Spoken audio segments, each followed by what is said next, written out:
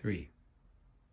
You're probably wondering about the quick change of scenery. We had a little technical glitch in the middle of the recording of the Mass, so I still would hope you'd be willing to listen to the reflection that I had prepared, so I'm going to offer you my reflection now. When I was in Egypt, our priory in Cairo was definitely not in any of the sort of ritzy areas of Cairo. We lived in an area that was middle to lower class. And I remember one day taking one of the group of parishioners that I had brought from St. Dominic's to Egypt, and we walked from the priory down the street. It was at night, so there was a lot of cars going by, people are everywhere. And we come to this one of the squares, one of these main squares in this neighborhood, and there you have some mosques, you have some fruit sellers, you have the butcher shop, you have the ice cream store, you have the kosher shop, which is a local cuisine. And there is a confluence of a bunch of different roads at the same time, and cars are coming and going, and there are motorbikes, and there are donkey carts. Everybody is bustling, bustling, bustling. And I take one of the older members with us, Waldemar. Some of you guys know Waldemar. And I take his arm, I'm like, Waldemar, hold on to me. We need to cross the street. And he's like, okay, when are we gonna do this? I'm like, right now. And we walk into the middle of the road as the cars are coming, as you sort of do, playing this real life game of Frogger, and Waldemar is saying, no, you're gonna kill me, you're gonna kill me, you're gonna kill me. And we cross the street. And that's just what you do in Egypt, in this sort of crazy bustling. This center, this is called Meden el Geish, the square of the army, is very non-touristy. You rarely see a lot of foreigners there, if any at all. And it's a very typical, bustling Cairo Egyptian area. And when you're there at any time of the day, really, in the morning, afternoon, or evening, you can often see sitting on the curb these men who are wearing these white tunics that are dirt stained, sitting on the curb, sort of huddled together in a bit of a squat position with sort of a head wrap around their head to protect themselves from the desert heat sun. Next to them, they have this very worn and used hammer, and tied to it is a bunch of chisels and nails. And they sit there on the curb, waiting to be picked up and hired for whatever job needs to be done that day, whether it's road construction or building construction or whatever it is. And because it's such a confluence of where people come in and out, the truckers stop or the construction people stop and hire these day laborers. And they're poor. Many of them come from the interior, from the countryside, and they might spend some time in the city to earn an Egyptian pound or two. And they often probably would be sleeping in these areas, these cemeteries where the mausoleums provides this kind of shelter, and that have become these shanty towns in the middle of Cairo. And they would spend a few days there, and then they'd go back to their rural village and bring the money that they've earned. When we have, in the midst of that neighborhood, we have the priory workers as well. We often saw priory as a bit of a ministry as well, to be able to provide a decent, just salary to people who might not have opportunity to get jobs. And so we would have a doorman, and we would have a gardener, and other assistants to maintenance in the house. And there was always this fight, there was always this tension, and they would always come up and ask, well, who has the authority to tell the other person what to do? Right? So does the gardener have the right or the ability to tell the doorman, say, hey, you need to make sure that the public bathrooms are cleaned, or the doorman to tell the gardener, say, you need to make sure you take out the garbage?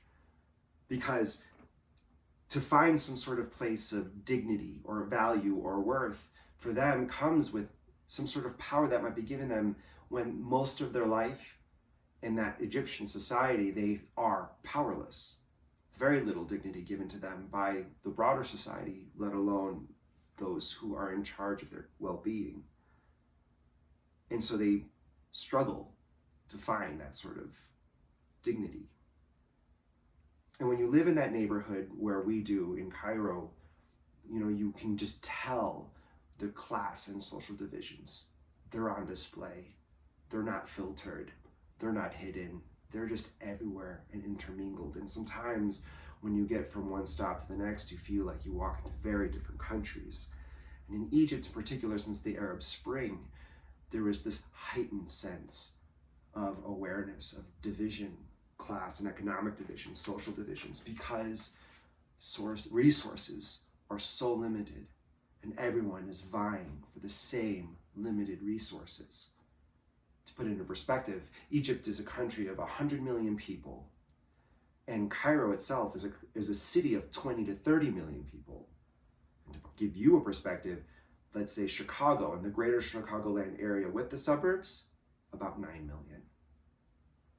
And 64% of the Egyptian population is under the age of 29. There is a palpable sense that there's not enough jobs to go around. What does an education mean? And if you look at the statistics of population growth, from the birth counts that we know that are counted officially, there is a net population increase every year of 1 million people. There is not enough food to go around. There's not enough money to go around. There are not enough tourists to come in to provide some sort of source of income, and people struggle to sell their wares, to sell their skills, to make ends meet, to provide for their family and themselves. It is palpable how people are vying for limited amount of resources. And when I think of the gospel today, and I listen to this parable with new ears, which is one of my favorite parables, I can't help but have those men sitting squat position on the side of on the curbs of Medina and Geish.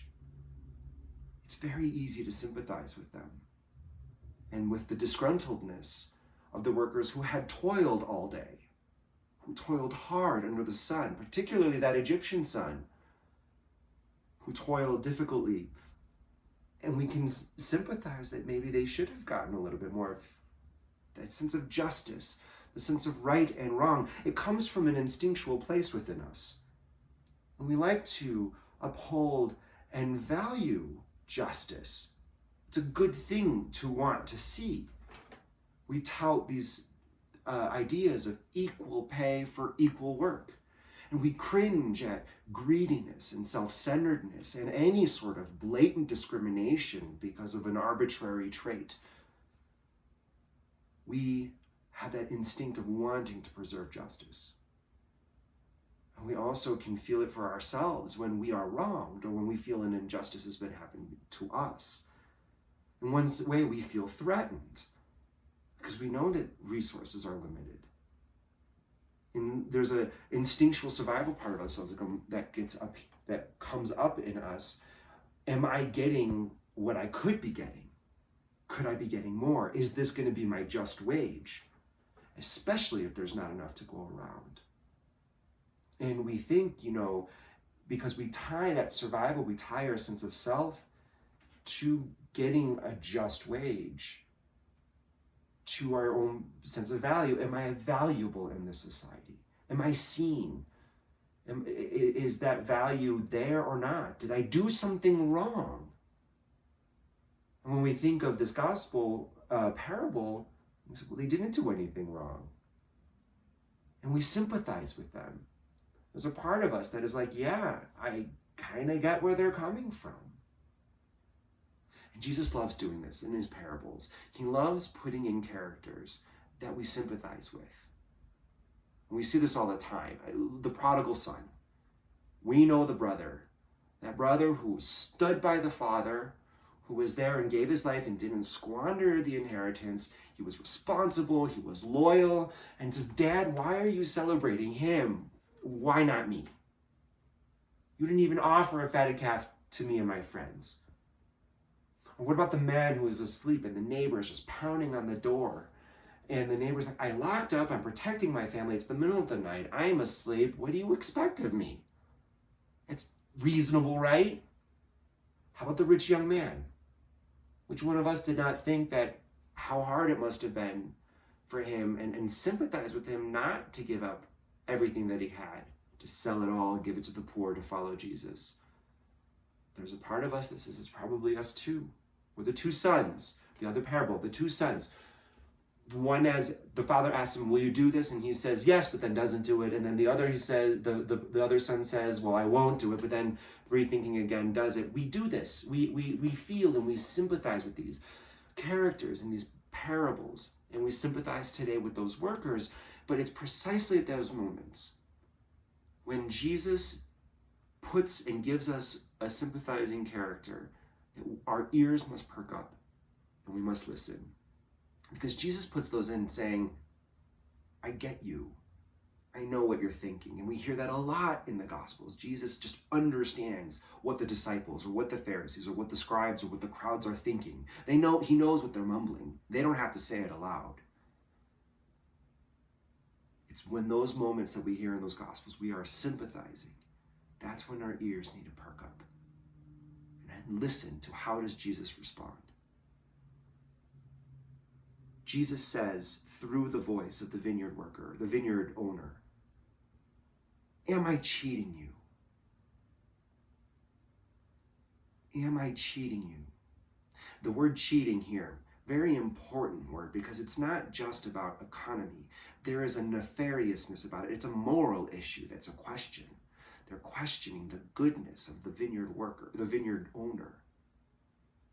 And Jesus says, and recognizes the deeper psychological thing that's going on beneath the surface of their distraughtness. And Jesus is saying, am I cheating you? Are you clinging to this value of you and yourself to a point that is good, a thing that is good, the value of justice, the value of goodness, the value of right relationship? But are you doing it to the point of maybe insanity? Are you really suggesting that I shouldn't be generous? Are you saying that I need to give more to one and not to the other? Are you telling me that? And remember, this is a parable about the kingdom. Are you telling God that he has to share his grace more with some and not with others? Is that where your heart is? I understand your need to feel validated, to feel secure. I understand that you can have that mentality. If I don't care for myself, who is going to? How many have felt alienated? Who have lost trust and had to assume a survival of the fittest mentality, not just economically, but maybe emotionally, relationally, spiritually.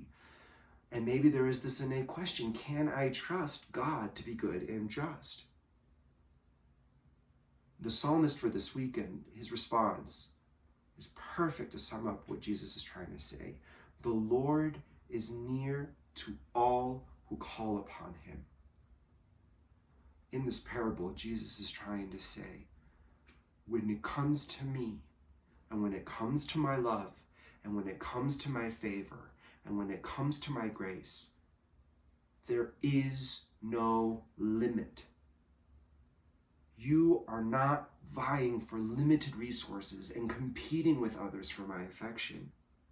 I have an infinite love to spare. That my grace sees no time. It doesn't no matter, with regards to you, there is no matter of when you came, but it's just that you came, and I'm going to give you as abundantly as I can. Because for him, 1 hour can be 1,000 hours, and 1,000 hours can be 1,000 years. It doesn't matter, because it's all the same to him. And we see this absolute reckless abandon of giving and generosity. The other parable of the sower and the seeds, just throwing it out there, willy-nilly, never stopping. There are no limited resources in God's kingdom. Perhaps at the very end that Jesus is trying to say, we can read this, the very last line that we all know. The last shall be first, and the first shall be last. And we often just read this in the guise or in the framework of humility. And we think that if I just humble myself, God will reward me. If I put myself in God and trust that God can provide for me, versus putting ourselves forward. Humility versus arrogance. But how about thinking of it this way, particularly in light of this gospel? It's not so much about humility or that, but rather the speaking about firsts and lasts means nothing when there is an infinity of what is available. Because there is no using of it all. That no matter when you come or how you come, there is going to be equal for everyone all the time. That it doesn't matter what first and last is. We should beware about trying to then therefore impose categories that God never intended, first and last. That's what Isaiah says. You think as humans think. My thoughts are not your thoughts. My ways are not your ways. There is an infinity here, enough to go around. You can rest to know that I am there for you whenever you call, and I will abundantly give you everything to the nth degree. And whatever you need, you are not alone. You are not in threat with me. My love for you knows no bounds. May we rest in the peace of Christ's love and Christ's generosity and be in his arms, and then pray that maybe we can be that vehicle of that infinite grace to others who might need it. May the Lord take us in and use us so that his grace may be abundantly sown in the world.